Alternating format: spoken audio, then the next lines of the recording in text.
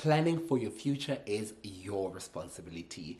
A mistake we often make is to leave this responsibility to other people, be it your employer, be it your financial planner, and be it anybody else. Well, in this video, we are going to unpack why it is important for us to be responsible and to take ownership and control of our retirement planning.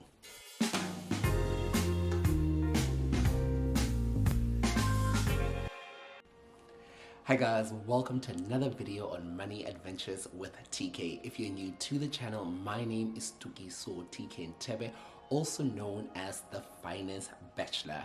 Now, I am in the mother city, Cape Town in South Africa, and I'm here for the Institute of Retirement Funds Conference 2023. The theme for this year is called Making It Happen. So I'm excited to learn, to get inspired, to network, and most importantly, to get the latest trends within the retirement planning or the retirement industry space. A lot of people, particularly young people, believe that the responsibility to plan for the future lies with the employer, lies with their financial advisor, and so on and so forth. This could not be further from the truth.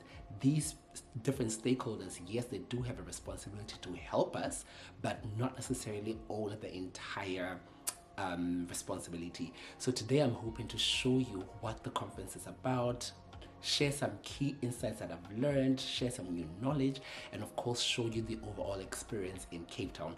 We are staying at Hotel Sky. I think it's quite central, quite central in terms of location.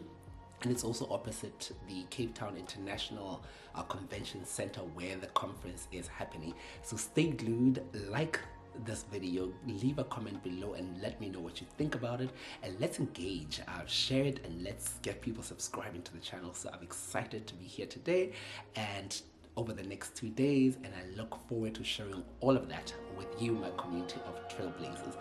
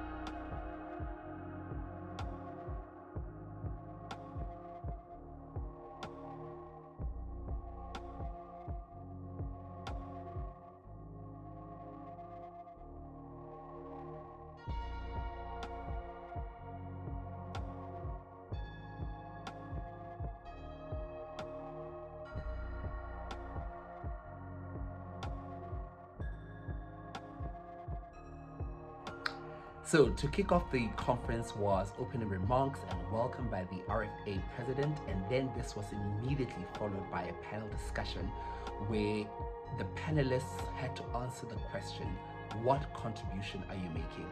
And of course, a very topical item throughout the conference, as you'll see, was the two-pot retirement system. Now you may be wondering what this is. Stay tuned and follow the conversation. That some of which are already unfolding and others that will come into force in the near future.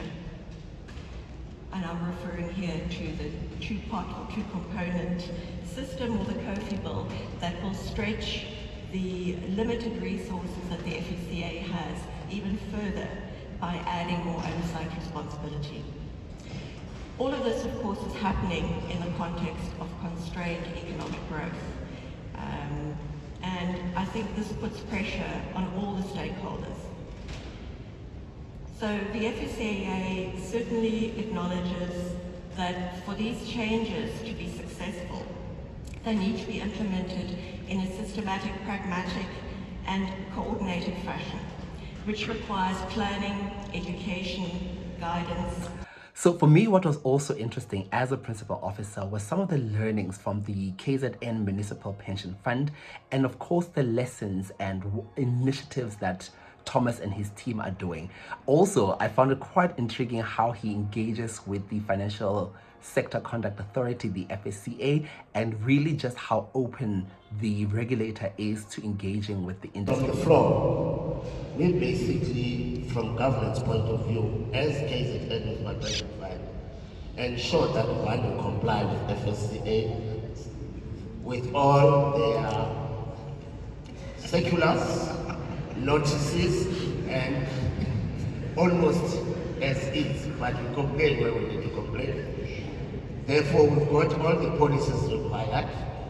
The IPS has got ESG integration, but has also added the new regulation 28 limits, and we are playing very hard as a fund on the alternatives. But before we do that, because we pride ourselves of government, we make sure that we attend SAFCA conferences. The reason we're doing that as trustees was to first of all understand this issue of private markets, and we ensure we attend assessor courses on private equity so that we are equipped and be able to know what is this big animal that we're going to be playing with members' money. We ensure that we've got risk policies. We ensure also we've got communication policies. We participated in the survey of Toolkit because we want our trustees, whilst they are all certified, but we also want them to participate in the new toolkit that is being rolled. An interesting discussion that followed post the panel discussion was an address by Michael Powers from 91, where he was really discussing, is our dollar-centric world facing dissolution?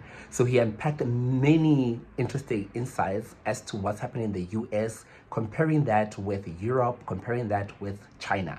So I thought this was really quite insightful, and I hope you do too. Till then, I'm not so sure. I'm still not sure about investing in the United States. I think valuations are high. I think we have an economy that's about to start slowing down. And I think last night saw it in the House of Representatives, we've got a situation where there's going to be budget deadlock and basically more spending coming out of the US over the next few years. That highlights for me what I call ABC, Asia beyond China, Southeast Asia and valuations permitting India. They are the most attractive places in the world to be thinking about at the moment. So let me leave you with a thought from a great philosopher called Simon. A man hears what he wants to hear and disregards the rest. Don't get caught up in that. There are narratives in the world today, and I have to say Bloomberg and CNBC are very good at spreading those narratives that are essentially incorrect. There are big changes coming in the world today, and the biggest change is not going to come so much, although it will happen as well, in the rise of Asia, but in the stumbling of the West. Thank you very much. Two other conversations that I found very relevant for this video was, the first one was from the Alex Forbes team, where they touched on the two-point retirement system and of course how they can leverage data to individualize member decision-making and member financial planning and all of that. And the second one that was very interesting for me was a discussion from the Office of the Pension Funds Adjudicator, where they were sharing cases that had been reported and the decisions that came out, but also they touched on a big issue that is also very relevant in the Lesotho context, which is pretty much employers not paying over member contributions to retirement funds. Now, for me, this was interesting because it is a issue that is becoming quite relevant in our context, and it was interesting to see that other countries such as South Africa are experiencing more or less the same, where some employers have not paid membership contributions for over 10 years. That for me was quite shocking. Now, interestingly enough as well, is I've written an article on this that comes out in The Reporter, so do be on the lookout for that and share your thoughts and comments around that. All of us ensure that all of us whose last work is in the retirement funds is not in vain. So leading up to this conference, we also asked a number of you as to if there was a single thing that you thought we should do, what would that thing be? That will change the outcomes of members. And 8 out of 10 of you indicated that individualization of the members' experience of retirement funding is the biggest single opportunity that we have to pay a bit of back tax, whatever you may call it, Viresh. But that in itself is the reality of today, and we need to bring that into the conversation because we are full beings. We are not just we don't operate in isolation of our retirement funds. So I could not agree with you more, Buchi. And in listening to the conversations earlier today from Geraldine as well as the Deputy Commissioner and the panel itself, it became clear that as an industry, as a collective, we need to think and reflect around what is the it that we need to make happen.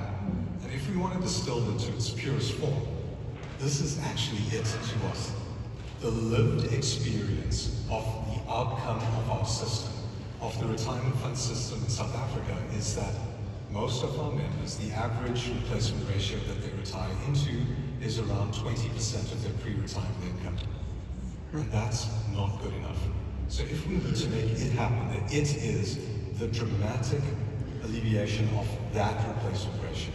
And that's where the two-part system comes in, because mathematics... The entire savings, once or if they resign from their jobs. I think there's been a lot of focus on the access part, and we are concerned that it may create an undesirable situation where a jobless person without income could be sitting with a retirement fund or a retirement pot that cannot be accessed.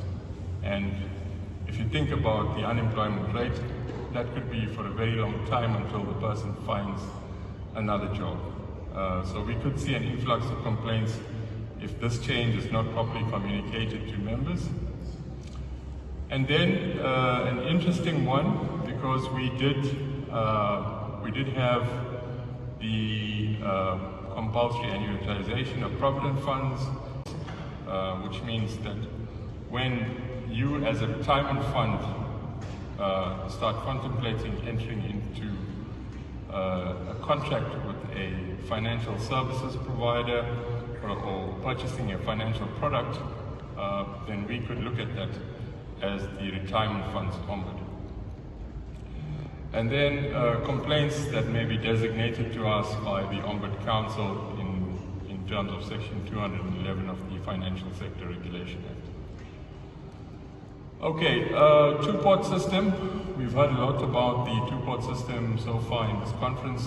I think we will continue hearing about it until for a long time going forward. I think I may be the one lone voice in this room full of trustees and retirement fund professionals that doesn't really like the two-pot system.